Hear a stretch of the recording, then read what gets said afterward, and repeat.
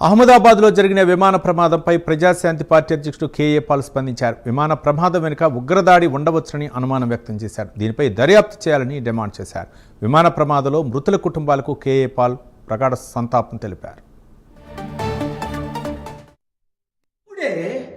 అహ్మదాబాద్ గుజరాత్ నుండి లండన్ వెళ్ళడానికి air India flight 171 takeoff చేసిన 9 నిమిషాల్లోనే కూలిపోయింది. వెంటనే స్మోక్స్ 242 మంది ప్యాసింజర్లు, అందులో 7 పోర్చుగీస్ ప్యాసింజర్స్, 53 బ్రిటిష్ సిటిజన్స్, 1 కెనేడియను, మన భారతీయులు 169 మంది చనిపోయారని న్యూస్. అసలు మరి ఫ్లైట్ క్రూ కూడా చనిపోయారు కదా, ఎక్కడ సెక్యూరిటీ ల్యాప్స్ అయింది?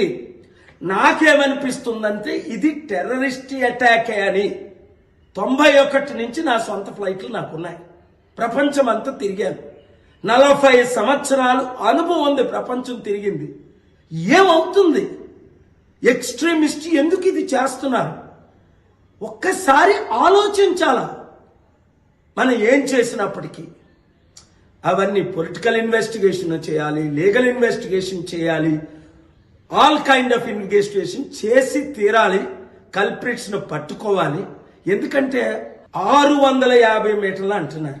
అంటే ఒకవేళ చెకింగ్ బ్యాగులు కాకుండా బ్యాగేజ్ ప్యాక్ చేసి పంపిస్తారే ముందే, చెక్డ్ బ్యాగేజెస్ అని, అందులో ఏమైనా బాంబులు పెట్టి 500-600 మీటర్లకు వెళ్ళగానే ఇక్కడ ఏమైనా రిమోట్ కంట్రోల్తో నొక్కేదా?